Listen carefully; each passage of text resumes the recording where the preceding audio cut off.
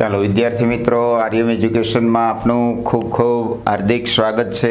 આજે આપણે ધોરણ 11 નામાના મૂળ તત્વો પ્રકરણ નંબર 3 આમનોંધ, જે ગયો વિડીયોની અંદર આપણે આમનોંધની વાત કરેલી હતી, અર્થ, એના લક્ષણો, મહત્વ સુધી વાત કરેલી હતી।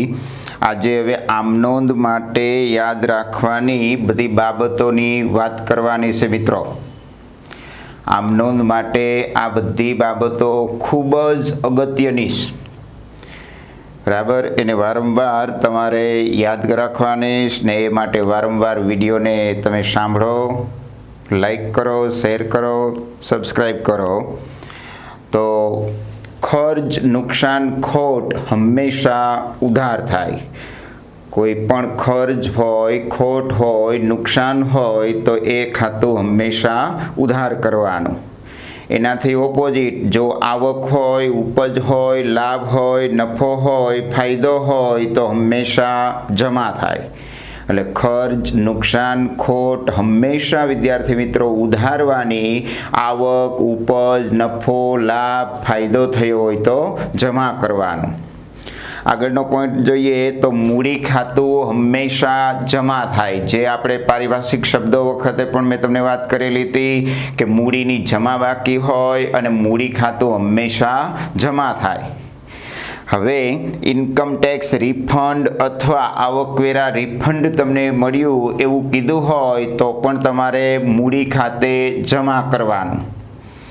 એમ કીધું હોય કે 1000 રૂપિયા ઇન્કમ ટેક્સ રિફંડનો ચેક મળ્યો તો એ ચેક આપણે બેંકમાં ભરશું તો બેંક લાભ લેનાર માટે બેંક ખાતે ઉધાર, તે ઇન્કમ ટેક્સ રિફંડ ખાતે જમા કરવાનું નથી, પરંતુ તે મૂડી ખાતે જમા એ પ્રમાણે નોંધવાનું। ઇન્કમ ટેક્સ રિફંડને જ ગુજરાતીમાં આવકવેરા રિફંડ કહેવાય। તો ઇન્કમ ટેક્સ રિફંડ અથવા આવકવેરા રિફંડ મળે તો મૂડી ખાતે હંમેશા જમા કરવું। એ જ પ્રમાણેના ઓપોઝિટ જોઈએ તો ઉપાડ ખાતું હંમેશા ઉધાર થાય। મૂડી ખાતું જમા થાય તો ઉપાડ ખાતું ઉધાર થાય। હવે એ જ રીતે આવકવેરો અથવા ઇન્કમ ટેક્સ ભર્યો હોય અથવા માલિકના કોઈ પણ અંગત ખર્ચ, એમાં જીવન વીમા પ્રીમિયમ કીધું હોય, જિંદગીનું વીમા પ્રીમિયમ હોય, પુત્ર, પુત્રી કે પત્ની કે માતૃશ્રી કે પિતૃશ્રી, દાદા અથવા દાદી વગેરેનો ખર્ચ માલિકનો ઉપાડ ગણાય અને તેથી ઉપાડ ખાતું ઉધારવાનું। મૂડી ખાતું જમા થાય એમાં ઇન્કમ ટેક્સ રિફંડ, આવકવેરા રિફંડ તો પણ મૂડી જમા કરવાની।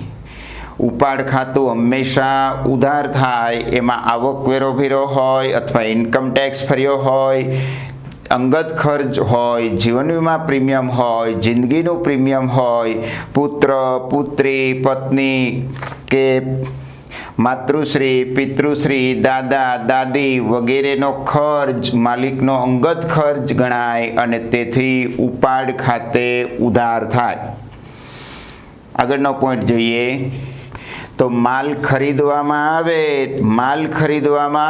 તો ખરીદ ખાતે ઉધાર થાય। હવે ખરીદેલો જો માલ પરત કરવામાં આવે તો ખરીદ માલ પરત ખાતું જમાસર પામે। માલ ખરીદવામાં આવે તો ખરીદ ખાતે ઉધાર થાય અને ખરીદેલો માલ પરત કરવામાં આવે તો ખરીદ માલ પરત ખાતું જમા થાય। એનાથી ઉલટું કે જો માલ વેચવામાં આવે તો વેચાણ ખાતે જમા થાય અને વેચેલો માલ પાછો આવે તો વેચાણ માલ પરત ખાતે ઉધાર કરવામાં આવે। અહીંયા માલ મિલકત ખાતાનો નિયમ યાદ રાખવાનો કે માલ કે મિલકત આવે તો ખરીદીથી માલ કે મિલકત આવે અને વેચેલ માલ પરત મળે એટલે એ માલ આવે તો તમારે ઉધાર કરવાના। વેચાણથી અને ખરીદેલો માલ જાય માટે જમા કરવાના। તો ઉપાડ ખાતું ઉધાર થાય અને ઉપાડથી માલ લઈ જાય તો ઉપાડથી ગયેલ માલ જમા કરવાનું અથવા ખરીદ ખાતું જમા કરવાનું। ઉપાડ ખાતે ઉધાર તે ઉપાડથી ગયેલ માલ જમા અથવા ખરીદ ખાતે તો ખરીદ ખાતે જ બધી જગ્યાએ જમા બોલવાનું।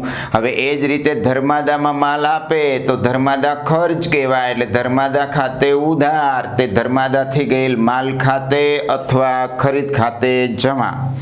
જાહેરાતમાં માલ આપે તો જાહેરાત ખર્ચ ઉધાર, તે જાહેરાતથી કે નમૂનાથી ગયેલ માલ જમા અથવા ખરીદ ખાતે જમા. તો આ અન્ય રીતે ગયેલા માલમાં દરેક જગ્યાએ વિદ્યાર્થી મિત્રો આપણે ખરીદ ખાતે જમા બોલશું અને જમા જ ખરીદ ખાતે જમા કરશું. એ જ રીતે નમૂનાથી આપેલો માલ હોય તો જાહેરાતથી આપેલો એનો જ સેમ પર્યાય બાબત છે.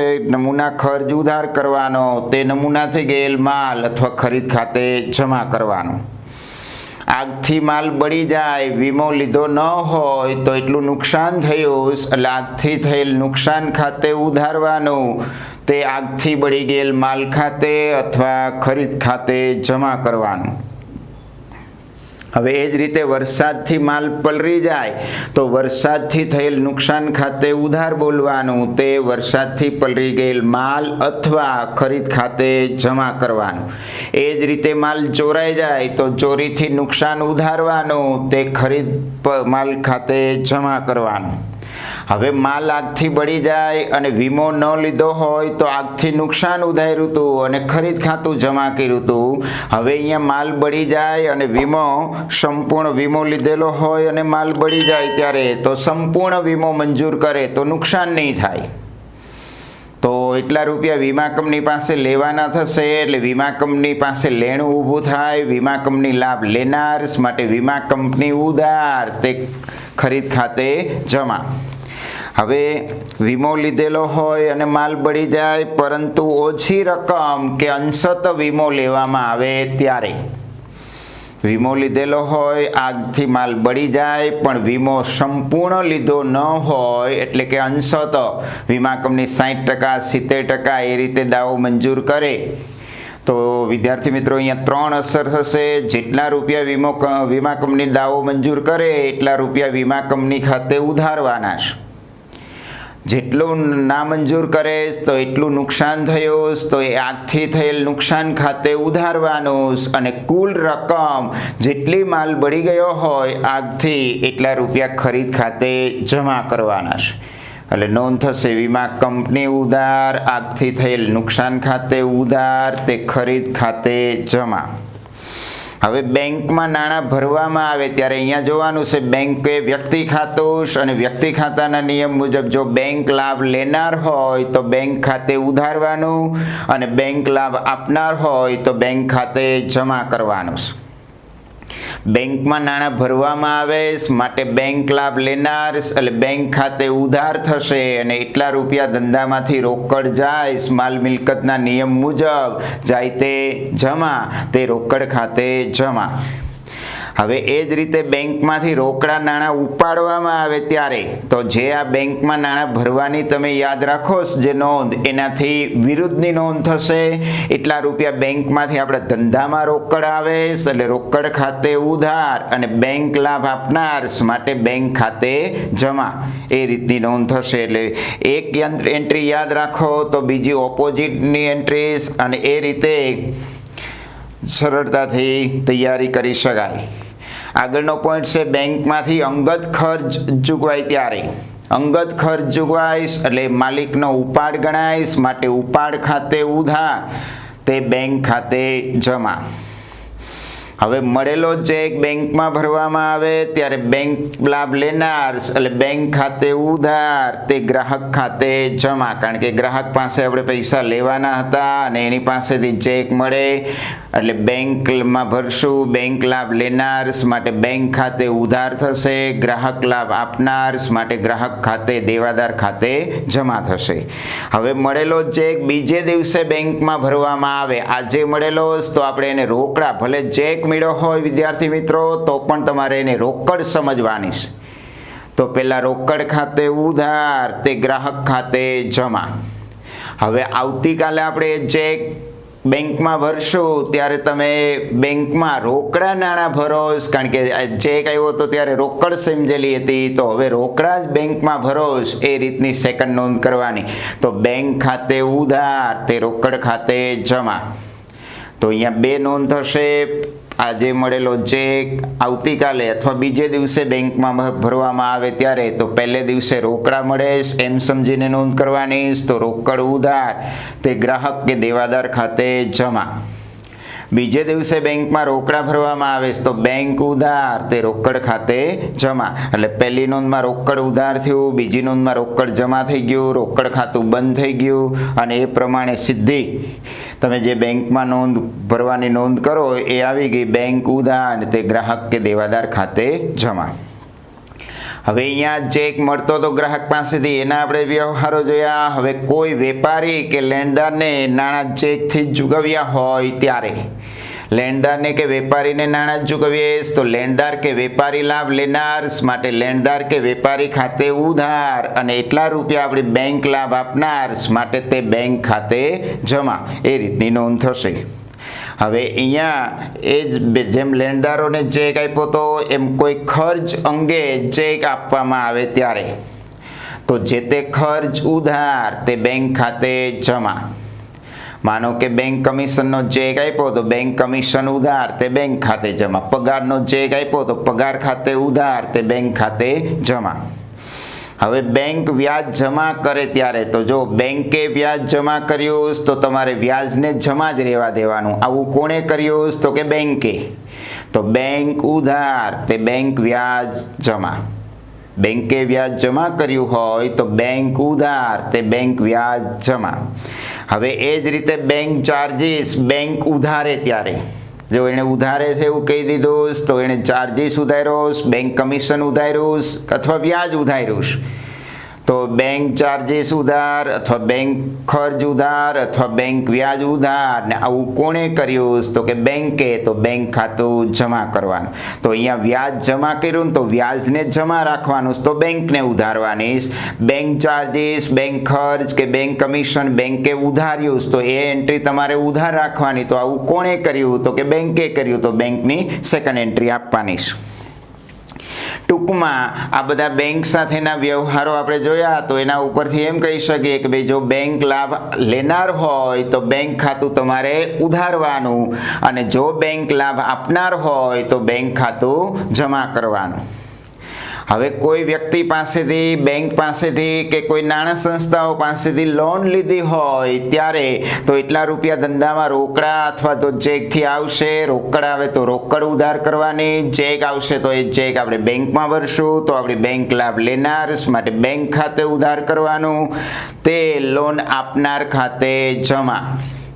જે ગયા લેસનની અંદર આપણે જસલીન પાસેથી લોનની વ્યવહાર જોયો હતો અથવા પત્નીની લોન લીધી હતી ત્યારે લોન ખાતું લોન લીધી હોય એટલે હંમેશા લોન આપણું દેવું કહેવાય અને લોન આપનારના નામ સાથે લોન ખાતું જમા કરવાનું.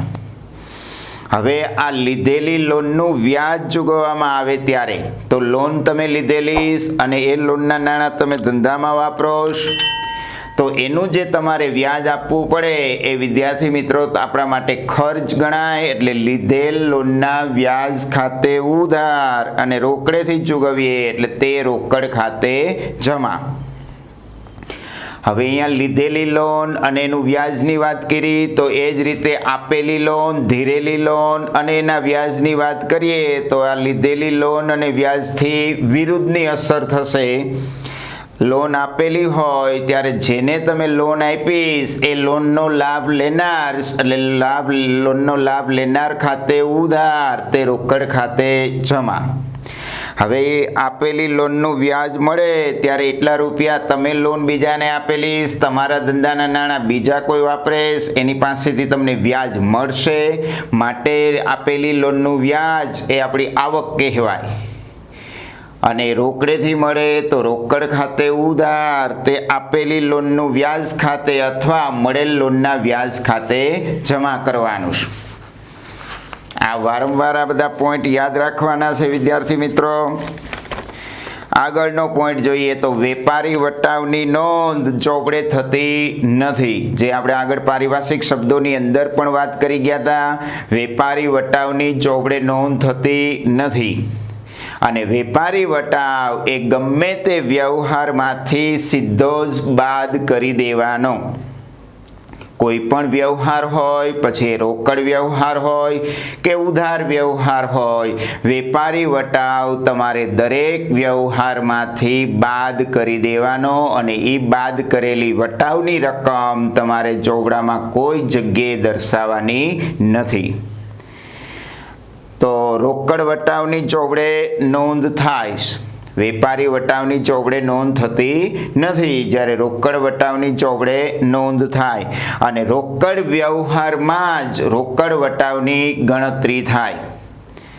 ઉધાર વ્યવહાર ઉપર રોકડ વટાવ ગણવામાં આવતો નથી. તો રોકડ વટાવ કયા વ્યવહારમાં ગણવામાં આવે? તો રોકડ વ્યવહારમાં જ, અને એ પણ ચોખ્ખી રકમ પર જ ગણવામાં આવે. એટલે કુલ કેટલો કિંમત હોય, મૂળ કિંમત હોય, છાપેલી કિંમત હોય, એમાંથી વેપારી વટાવ બાદ કર્યા બાદ જે બાકી વધતી રકમને ચોખ્ખી રકમ કહેવાય અને ચોખ્ખી રકમ ઉપર જ રોકડ વટાવની ગણતરી થાય, અને એ પણ રોકડ વ્યવહારમાં જ.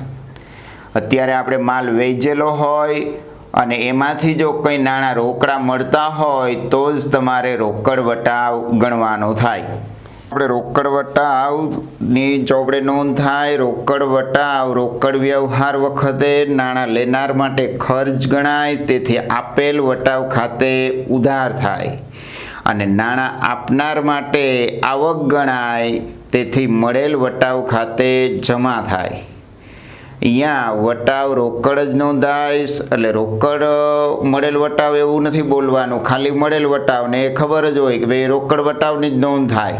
જો આ નાણાં લેનાર હોય તો એના માટે ખર્ચ ગણાય, માટે આપણે આપેલ વટાવ ખાતે ઉધાર કરશું, અને નાણાં આપનાર માટે આવક ગણાય, માટે મળેલ વટાવ ખાતે જમા કરશું. આપેલ વટાવ ખાતું ઉધાર, મળેલ વટાવ ખાતું જમા, અને જ્યારે આપણે ખતવણી કરશું ત્યારે બંનેના અલગ અલગ ખાતા જ બનાવશું. હવે આ જ પ્રમાણે કસરની પણ ચોપડે નોંધ કરવામાં આવે છે. જ્યારે લેણા દેવાની પટાવટ કરતી વખતે ખૂબ નાની રકમ ઉપરના રૂપિયા અથવા પૈસા લેવામાં આવતા નથી અથવા ચૂકવવામાં આવતા નથી, તો આવી રકમને કસર તરીકે ઓળખવામાં આવે છે. આ કસર એ રોકડ વટાવની જેમ જ ચોપડે નોંધવામાં આવે છે. નાણાં લેનાર માટે કસર ખાતે ઉધાર થાય, નાણાં આપનાર માટે કસર ખાતે જમા થાય. હવે આ જ પ્રમાણે વિદ્યાર્થી મિત્રો કાગળ, પેન્સિલ, રબર, શાહી, પેન, પત્રકો, રજિસ્ટર અને ચોપડાઓ જો ખરીદ્યા હોય તો એ બધા માટે સ્ટેશનરી ખર્ચ ખાતું ઉધારવાનું છે. તમને એવું કહેશે કાગળ, પેન્સિલ, રબર ₹1000ના ખરીદ્યા, તો કાગળ, પેન્સિલ, રબર ખાતે નહીં લખીએ, પરંતુ સ્ટેશનરી ખર્ચ ઉધાર, અને રોકડેથી જો ખરીદ્યા હશે તો તે રોકડ ખાતે જમા. દુકાનનું રંગકામ કરવામાં આવે, ધોળાવવાનો ખર્ચ કરવામાં આવે, અથવા યંત્રને ઓઇલિંગ કરવાનો આવે, અથવા યંત્રને રિપેરિંગ વગેરેના ખર્ચાઓ સમારકામ ખર્ચ ખાતે ઉધાર થાય. બરાબર. દુકાનનું રંગરોગાન કરવાનું આવે, ધોળાવવાનો ખર્ચ આવે, યંત્રને ઓઇલિંગ કરવામાં આવે અથવા રિપેરિંગ કરવામાં આવે, તો આવો યંત્ર મરામત રિપેરિંગના ખર્ચા આપણે સમારકામ ખર્ચ ખાતે ઉધાર કરશું. હવે એ ઉપરાંત જે ધંધાની અંદર ચા પાણી, નાસ્તાના અથવા તો કોઈ સરભરા કે મનોરંજન અંગેના ખર્ચ કરવામાં આવે, દુકાનનું ઉદ્ઘાટન અથવા મુહૂર્તનો ખર્ચ, એ બધો જ પરચુરણ ખર્ચ ખાતે ઉધાર કરશું. ધંધાના પરચુરણ ખર્ચ જેવા કે ચા પાણી, નાસ્તાનો ખર્ચ, આગતા સ્વાગતાનો ખર્ચ, સરભરાનો મનોરંજનનો ખર્ચ, અથવા તો દુકાનનું ઉદ્ઘાટન અંગેનો કે મુહૂર્ત કઢાવવાનો જે કંઈ ખર્ચ થાય એ આપણે બધા જ પરચુરણ ખર્ચ ખાતે ઉધાર કરશું. તમને એવું જણાવશે કે ભાઈ દુકાનના ઉદ્ઘાટન પ્રસંગે ₹1000નો ખર્ચ કર્યો, તો એ આપણે પરચુરણ ખર્ચ ઉધારશું અને રોકડ ખાતે જમા કરશું. હવે ગાલખાત પડે તો ગાલખાત ખાતે ઉધાર કરવાનું અને દેવાદારો ખાતે, ગ્રાહકો ખાતે જમા કરવાનું.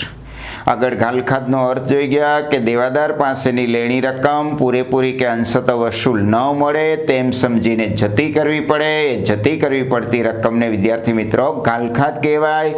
આ ગાલખાત એ એક પ્રકારનું ધંધાનું નુકસાન ગણાય. એટલે ગાલખાત ખાતે ઉધાર અને એટલા રૂપિયા દેવાદારની રકમ ઘટશે, દેવાદારી લેણું, ઉધાર બાકી તો દેવાદાર લાભ આપનાર, એટલે તે દેવાદાર ખાતે જમા થશે.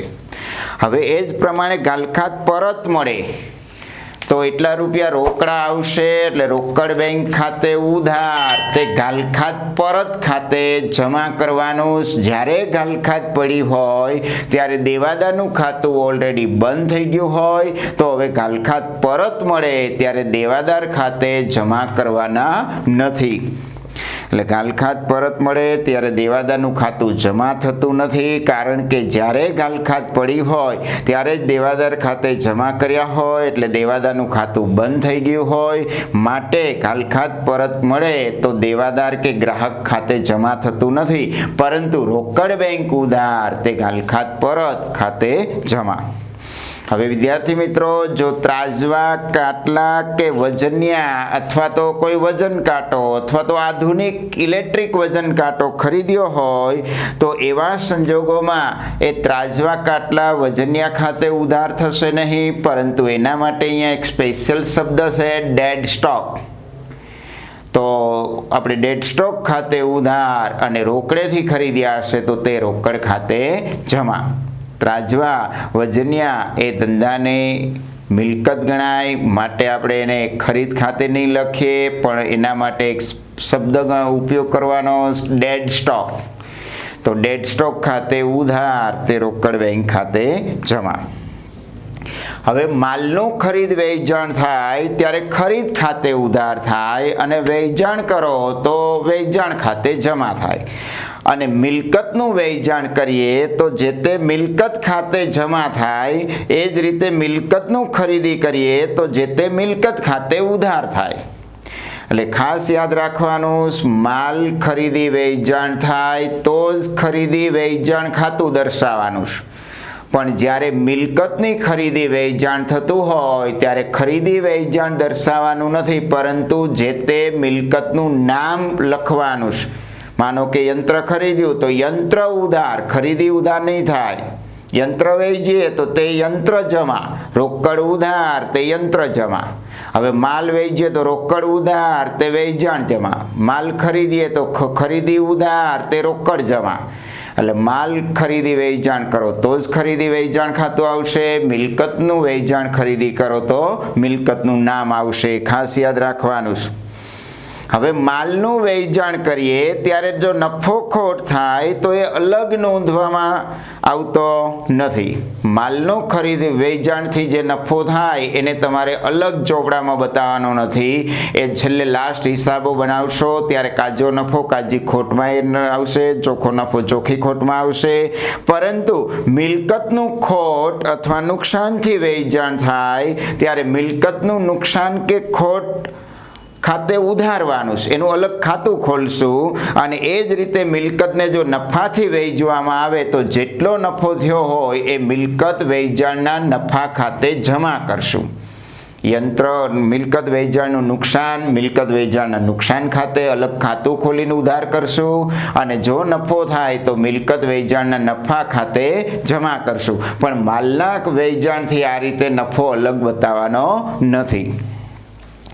હવે યંત્ર ખરીદીએ ત્યારે યંત્રને જો લાવવાની ગોઠવવાની મજૂરી હંમેશા યંત્રમાં ઉમેરી યંત્ર ખાતે ઉધાર થાય. આવા સંજોગોમાં મજૂરી ખાતે અલગથી મજૂરી ખર્ચ તરીકે ઉધારવાનો નથી. આ બધા મિલકત ખર્ચ કહેવાય અને જે તે મિલકતમાં ઉમેરી દેવાના. બીજો પોઈન્ટ છે મકાનની ખરીદી વખતે મકાનનો જે દસ્તાવેજ ખર્ચ થાય, કાનૂની ખર્ચ થાય, એ પણ તમારે મકાનમાં ઉમેરી દેવાનો. કાનૂની ખર્ચ કે દસ્તાવેજ ખર્ચ ખાતે અલગ ઉધારવાનું નથી. ત્રીજો નંબર એમાં જ પોઈન્ટ છે વાહનની ખરીદી તમે કરો ત્યારે વાહનનો ખર્ચ, જેવા કે વાહનનો વીમો હોય, વાહનનો આરટીઓનો ખર્ચ હોય, એના કોઈ ટેક્સ હોય, બીજી એસેસરીઝ નાખવાનો જે કંઈ ખર્ચ કરો એ બધો જ ખર્ચ વાહનમાં ઉમેરી દેવાનો. એના જે ખર્ચ કરો એનું અલગ ખાતું રાખવાનું નથી. હવે આ જ પ્રમાણે ચોથો પોઈન્ટ છે વિદ્યાર્થી મિત્રો કે શેરની ખરીદી કરતા શેરની જે કંઈ દલાલી થાય એ પણ શેરની કિંમતમાં ઉમેરી દેવાની અને કુલ રકમ આવે શેર રોકાણ ખાતે ઉધારવાનું. શેરની ખરીદી કરતા શેરની જે દલાલી થાય એ કુલ રકમ શેરની કિંમતમાં ઉમેરી દેવાનું અને શેર રોકાણ ખાતે ઉધાર કરવાનું. હવે એ જ પ્રમાણે શેરનું વેચાણ કરતા શેર વેચાણની રકમમાંથી દલાલી બાદ કરી ચોખ્ખી રકમની તમે નોંધ કરવાની. તો એવા સંજોગોમાં શેર રોકાણ ખાતે રકમ જમા કરવી. ખરીદી ત્યારે શેર રોકાણ ઉધાર્યું હતું, વેચાણ કરો શેરનું તો શેર રોકાણ ખાતે જમા કરવું. અને એમ ન કરવું હોય, એની ઉપજમાંથી જો દલાલી બાદ ન કરવી હોય તો તમે દલાલીને અલગ ખર્ચ તરીકે પણ નોંધી શકો. દલાલી ખર્ચ ખાતે ઉધારવું અને કુલ રકમથી શેર રોકાણ ખાતે જમા અસર આપવી. તો એ શેરની રોકાણની કુલ જમા રકમમાંથી આ શેર જે દલાલીનો ખર્ચ બાદ થઈ જશે એટલે ઓટોમેટિક પેલી ચોખ્ખી રકમવાળી નોંધ થઈ જશે. તો આ હતા વિદ્યાર્થી મિત્રો આમ નોંધ સમયે અલગ અલગ બધા પોઈન્ટ ધ્યાનમાં રાખી અને વ્યવહારની નોંધ કરવાની. આ વિડીયોની અંદર આ બધા ધ્યાનમાં રાખવાના મુદ્દાઓ વારંવાર તમે વિડીયોની અંદરથી સાંભળો અને એ પ્રમાણે તૈયારી કરો અને પછી દાખલાઓની અંદર જાઓ તો તમને વ્યવસ્થિત સમજ પડશે, આમ નોંધ આવડશે. આ વિડીયો તમને જો પસંદ પડે તો તમારા મિત્રોની અંદર શેર કરો, લાઈક કરો, સબસ્ક્રાઈબ કરો. Thank you.